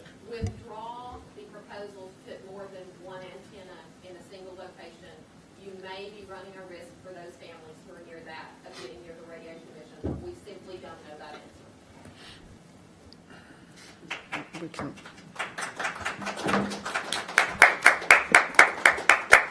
I'm Lee Pinnell, 11338 Ford's. Lee Pinnell. Okay, yeah, Lee. 11338 Ford's Cove Lane in the Turkey Creek area. So I took some notes here. I don't think anybody here in this room could convince Russia not to shoot a missile. So I don't think we can prohibit Russia to shoot a missile. But what do we do instead? We deter them. So I know we can't prohibit these people from putting poles anywhere they want. But by using the aesthetic plan, as I talked about in January at the planning meeting, I think that's our way to deter them, quote, prohibit them from showing up in our neighborhoods. So if we can do something exotic, such as the vice mayor mentioned earlier, make them look like they're non-existent. Not just that they're sitting on top of a light pole, but it only looks like a light pole. Or that all of these poles that they're saying around our community, not just in our neighborhoods, but the 4G ones that want to have the huge warts on the side with the wires hanging down, force them to put them underground. Force them to put all the wires underground. Force them to put all the infrastructure underground. Do their future casting or whatever you want to call it, and force them to do that now. Those costs are going to be so high, they may not want to put them in our neighborhoods. So by making the aesthetic plan strict enough, you end up being a deterrent, not a prohibitor. And if you listen, I think I listened 8 or 9 times to the entire section when the bill was being introduced, House Bill 2150. And then I went back and listened to sections 8 or 10 times more over and over again. And they said they were fully willing for the town of Farragut to draft a new plan. I think when we were at the January 21st meeting, we thought we were under the auspices of our old plans. But we can't. We can make this new plan so rigid that they cannot comply unless we absolutely want them to comply. So it's not a prohibition. It's a aesthetic plan. And it can truly be an aesthetic plan, such as mentioned. We don't have to have those flat antenna things sitting on top of a pole. It can be a metal pole that just shows nothing, or it can be no pole at all if the cost is too high. So I think that's our angle to get on that. And again, it's not just in my neighborhood. I'm in the midst of 3 of them. So I will be literally right in the middle of 3 of those poles that are going up, but it's around the community. I don't want to see them down here in front of the dentist's office on Kingston Pike. That big wart sitting up, that's just ugly. So it's not just my neighborhood, it's everywhere. And then my final, so my question for you is, can we draft a new, very rigid aesthetic plan that deters, not prohibits, but deters them from doing whatever they want to do? The second question we have, and we've already talked about, is the health issue, and I want to make a couple of statements here. First of all, thank you for going to Nashville and introducing that bill. That gets us 95% of the way there, but I think the health issue is still an issue. And so I heard you 2 or 3 times say that none of your constituents are worried about the health. Well, I'm one of them, and so I just want to raise my hand and say, okay, I get it that we're going to fight the battle and try to push the battle back to a longer term in the year, maybe to the end of May or June or August or whatever we can, and hopefully we'll have some data. However, that still is a concern for me. So I've talked to several experts in the telecommunications field who do RF and generate these towers. They can estimate what 1 tower does. 1. But now that I'm in the middle of 3 of them, they couldn't estimate that for me, who lives between 3 of them. Now you start adding 4 carriers on that, They can't even fathom how you're going to do that study. So I think there's a health issue. I do agree that we have to fight this battle and deter it, but I don't want it to get lost. So please don't acquiesce. I think twice you said nobody's asking about the health issues. Maybe you just don't downplay it, or you don't offer that up as something to just give away at this point, because I think at some point down the road we do want to come back to that issue. So I do agree with your strategy in the short term, but I don't want to give them up, and I don't want to have it on record that nobody is caring about the health issue. So that's my two requests. If you would draft a new bill or a new aesthetic plan, that would make us all pretty happy. Thanks. Thank you, Lee. Thanks, Lee. Next speaker is Mike Mitchell.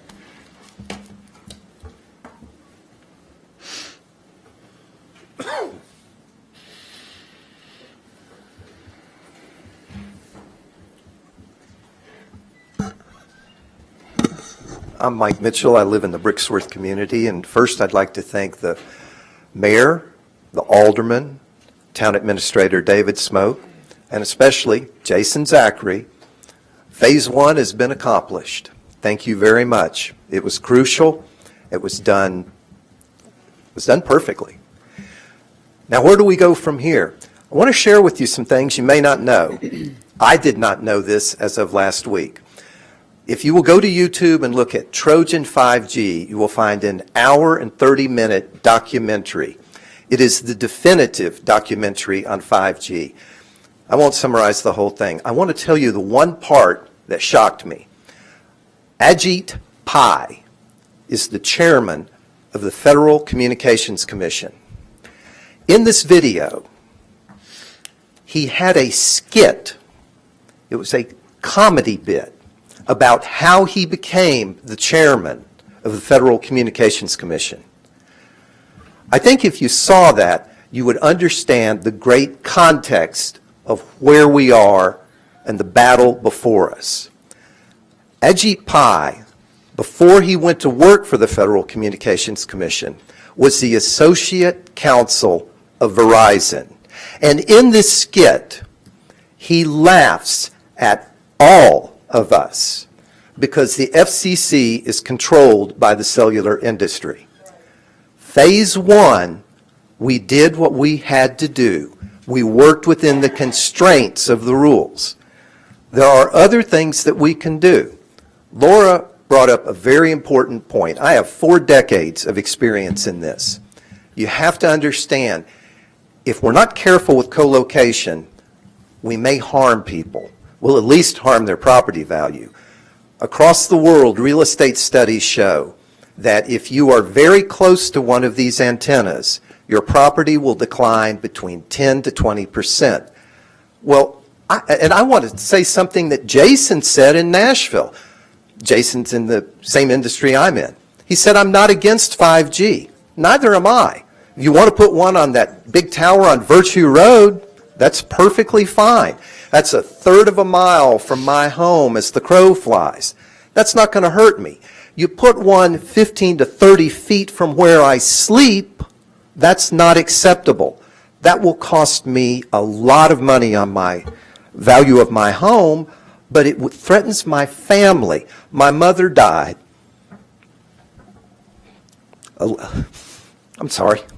11 years ago from brain cancer.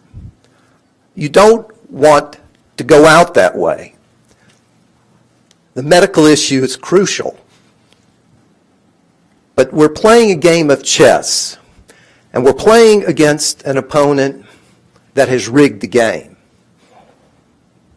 I suggest that the town purchase the equipment for both 4G and 5G to where the town can monitor the emissions.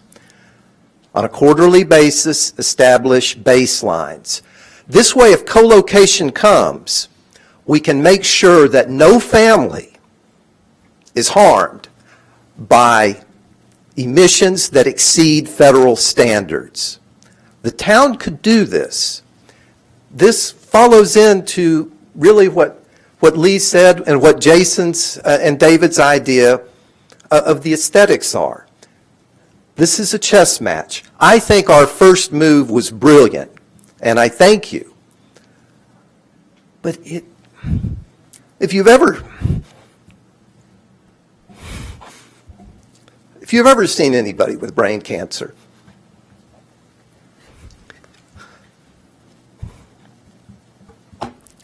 you'll understand that the medical issue is the most important issue. But we do, I'm sorry, we have to be very careful the way we proceed. Phase 1 was brilliant. What is the next phase? I thank you for your time. Thank you, Michael. Our final speaker is Kevin Desmond.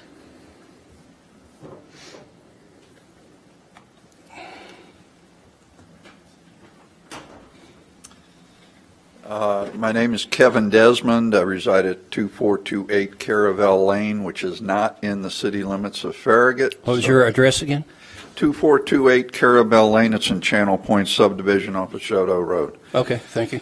And I'm just speaking tonight, I guess, as a resident of Knoxville and West Knoxville. I spent a lot of my time in Farragut. And I know Jason well. I guess he's left maybe. Dealt with him for years and years. I'm a grassroots conservative kind of guy. I've been involved in grassroots efforts since 2009. After Governor Lee was elected, he appointed me to a group that meets with him regularly to talk about citizen grassroots issues because he saw how active I was and involved I was in that effort. And I just want to say tonight, first off, the federal government is trying to shove this down our throats, and they don't really care what we say about it. I think you folks are all concerned. I can see that. And you have a certain amount of ability and control to perhaps limit what they're trying to do. Jason and the legislators in the state have maybe a little more control. And we do have a thing called states' rights in the Constitution. And I think we're going to have to lean on that very, very heavily if we're to succeed in preventing things like they're trying to do here in Farragut right now. Aesthetics, we can all visually see and identify with. I'm in a subdivision with underground utilities. My neighbors don't even know what's coming, to be honest with you. And there's not hundreds of people here tonight. There's not thousands of people here. There's, 40, 50 people We here. have a tremendous amount watching on TV right now. Good, good. Because if we're going to beat this, and I don't think the big tel companies are going to worry going into rural communities in Tennessee. They're looking at Knoxville and Chattanooga and Tri-Cities and Nashville and Memphis, and that's where the money is. And they're going to have to spend a small fortune putting this stuff up. So in order for it to be profitable, they've got to focus where the density is, population density. We just need to all work together on this, legislators, community board members, citizens. Being a grassroots activist, I've seen how that works. It's hard. It takes a lot of work, a lot of effort, and you have to go to Nashville and you have to get in the rooms of these legislators and talk with them about your concern. But when they see people show up, all of a sudden they realize, holy smokes, this is an issue. I'm going to have to address this when I go home. And once they get that feeling, then you get a bill carried into the legislature and you actually can stand up and start fighting this process. You also have, mine's on the chair, these stupid cell phones that were either with Verizon or AT&T, and it may actually come down to you walk in their office and you say, here, I'm turning this in, I'm canceling my contract. Forget about it. I've got 7 grandkids in this community. There is, and then movie Mike mentioned, Trojan 5G. I mean, I've seen that movie. There is, in my opinion, virtually 100% chance that there's health issues with 5G. 5G is military weapons grade microwave technology. They can put a dish on the top of a truck and point it at a crowd of hundreds of people and do certain things, and those people will scatter to the wind because they feel like their skin's on fire. That's being done with 5G.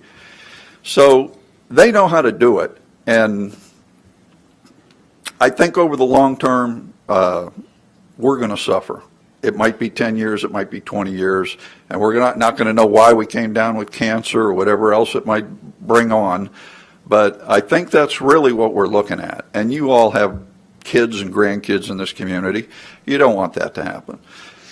So we have to put up a fight here. This is a great issue to unite the community, unite politicians, and stand up to an unconstitutional federal regulation that has no business whatsoever coming into our community. But because they've been so successful at pushing unconstitutional regulations, they just continue to do so, and they never think they're going to get any blowback. Maybe this is the one they get the blowback on. I certainly hope so. I appreciate your time, and I hope Can I ask we him can. a question real quick? Since you said Yes, sir. you're on a committee that, I guess, speaks with the governor, has he made any comments that you're able to share? Is he concerned about any of this at all? I share my concerns And I'm regarding. sorry, did you say, you said, I heard you say that you're part of a group that consults the governor, Governor Lee. Yeah, to so be it's honest with you, I have sent a text or two to the governor regarding 5G. Our group has not discussed in his presence the 5G issue. And to be honest with you, the legislature, probably the bulk of legislators don't even have it on their radar. Unless they're getting it from people back home like Jason is, it's not on their radar. And like I say, it's the big communities that are the focus. So all these legislators coming from rural areas, you know. But 4G is just fine with me. My phone works fine. What do I need 5G for? And let me comment. I'll comment a few things. I appreciate you standing up and talking to us. I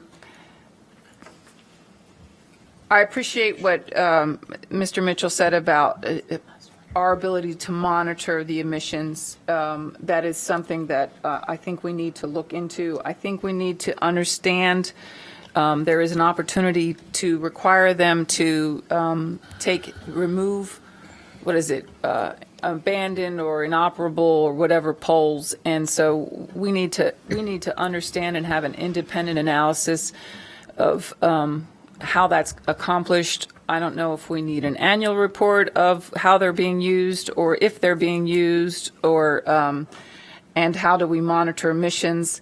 I would agree with the concerns about co-locating more than one,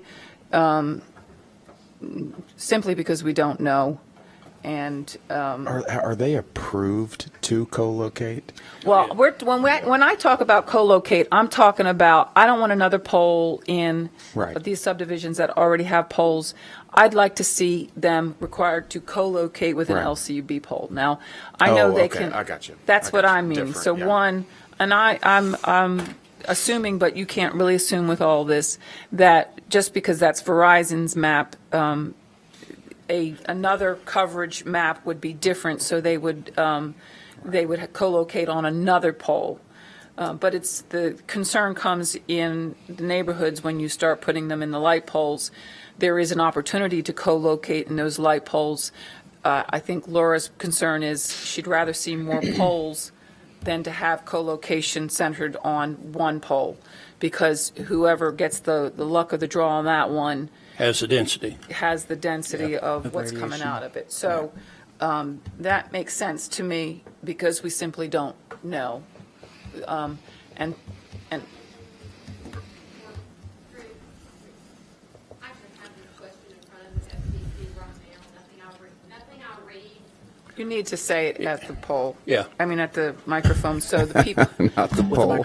Yeah, well, yeah, there you go. Co-locating. I Actually reached out to two different individuals at the FCC. I was shocked that A, they answered their phones on the first ring, and B, that they are helpful. I about fell over, and I complimented them on that. I have this question before them right now about the co-location issue, because I understood that this may be something, and to me, and I'm not being insulting, I promise, David, this is something Farragut came up with to say, ooh, let's put 2 on 1 pole so we have half as many poles. There is nothing in the federal law or the state law that requires that. I do have this question to the FCC right now. I don't know if they're going to answer me. Getting a little concerned. They haven't called back. They said they would last Tuesday. So that is not anything that is a requirement. That's something we came up with. Right. And as Lee said, he spoke to people in this industry, and when you start talking about their pole and their pole and their pole, who can track that? So if I get an answer from the FCC, if they offer to talk with me again, I've already included David on that list if we get to talk to them.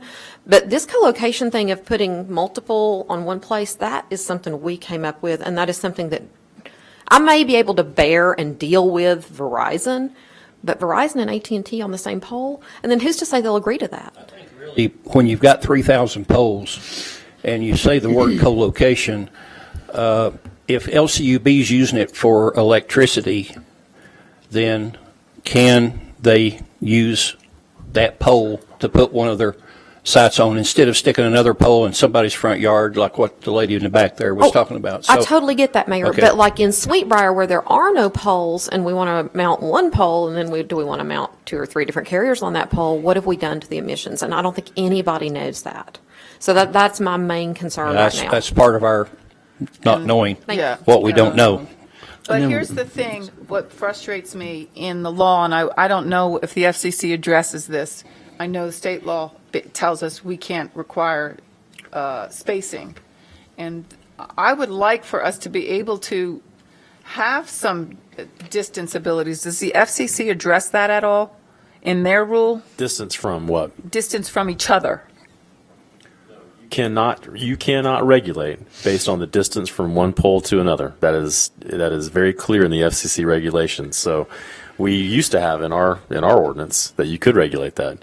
But we cannot put distance requirements on how far the poles have to be from each other, because that could be an issue of disallowing them in the rights of way to get their signal where they need it to go. Is there a part And of the that's my aesthetic? frustration, but I've also learned, if that came before us and we had 2 poles really close together, I would use the handy-dandy term of reasonably applicable standards, that who puts 2 light poles that close together, Right.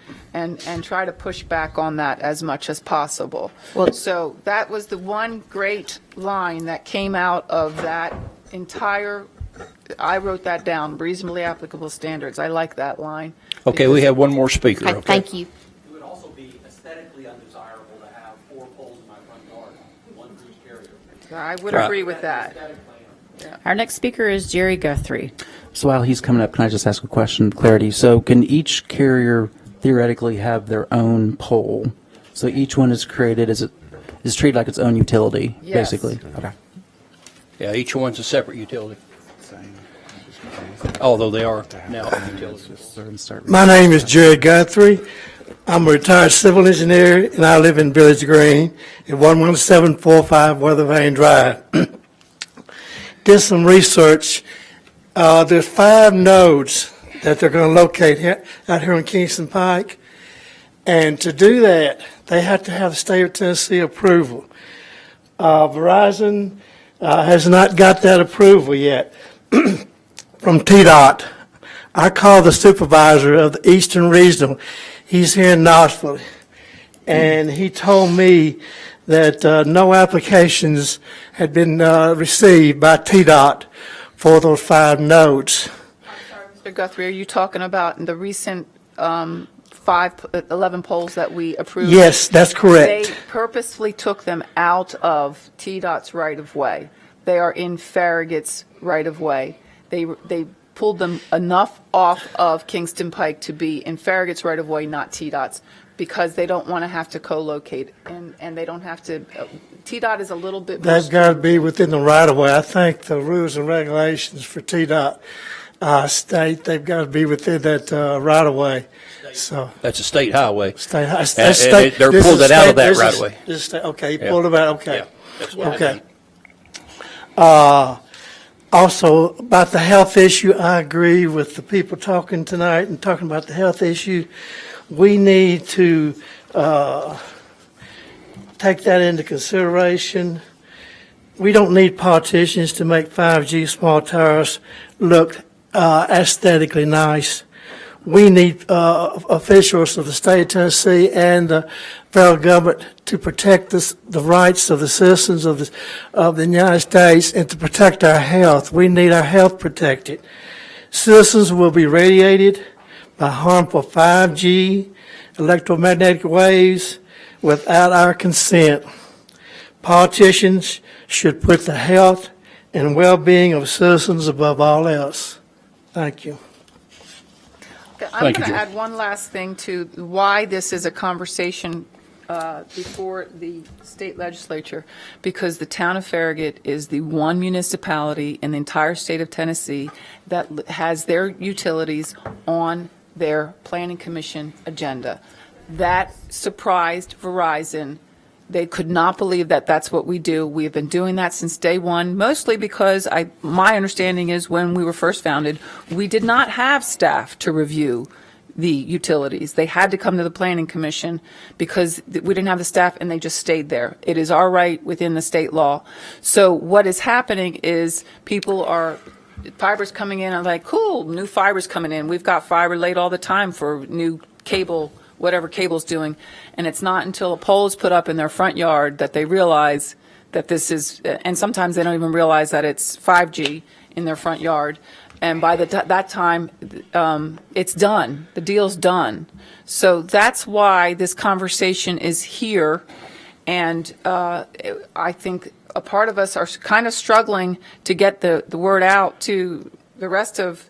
Some people are obviously paying attention. You don't live in Farragut proper, but it's coming in West Knox County, so they're getting the word. But I don't know how you go and find out in West Knox County if it's coming. And they may not even know because it's usually handled. It's usually handled administratively, so he would know if he's telling them come. But county commissioners might not even know until their residents call them up and say, "Hey, why is this pole in my front yard?" Well, he comes to enough. Thank you, Jerry. Meetings, so. And I would just like to say that, yes, we certainly have ordinances that make us unique, that made this conversation happen. We have great staff. We have great aldermen. But at the end of the day, it was because of you that conversation happened.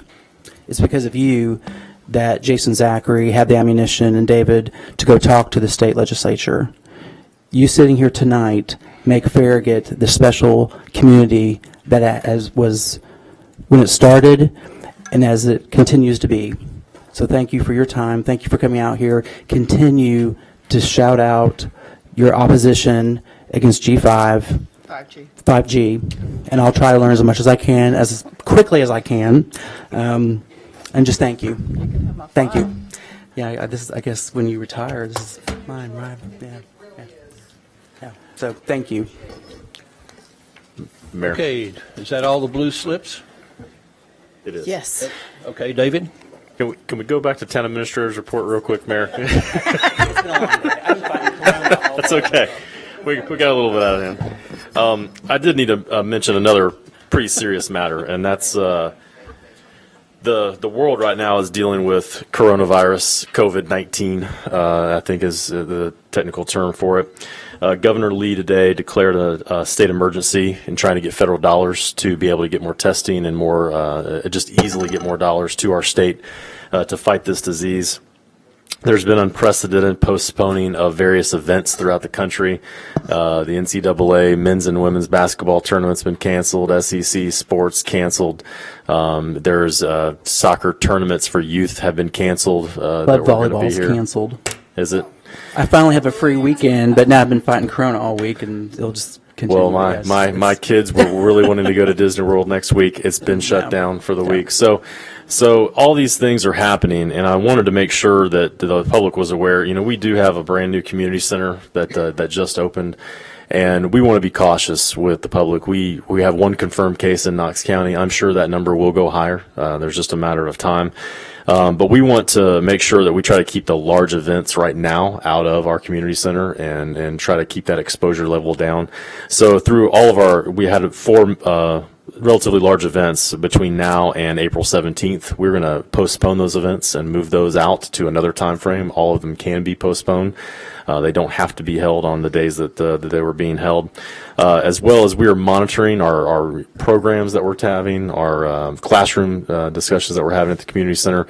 So, as we determine from the health department, and we may take other measures in just shutting down all those programs, but for right now, they are still open. So I just wanted to let the board and the public know that we are taking this seriously, and we are going to take some precautions to keep these larger meetings and things like that from taking place for the time being.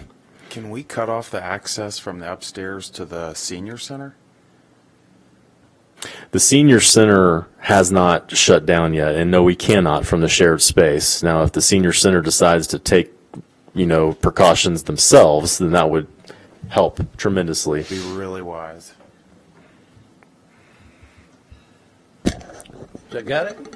Okay, we did not have a town attorney here tonight for a report, and we're done, I guess, with Citizens Forum. So the time is approximately 8:55 p.m.